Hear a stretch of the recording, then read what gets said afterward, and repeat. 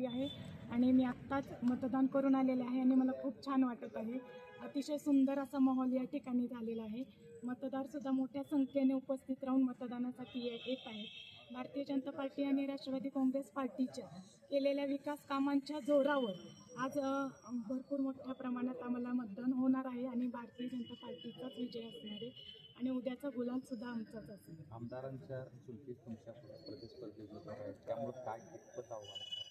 नाही, त्यांच्याबद्दल काही आव्हान वाटत नाही, पण आमच्याबद्दल मात्र भारतीय जनता पार्टीचा जोरावर विकासाच्या जोरावर मात्र मतदान आज भरपूर बहुमताने होणार आहे. आमदार समाधान अवतले यांनी प्रचार केला आहे, घरातले उमेदवार असेल सुद्धा, काय त्याचा परिणाम होईल?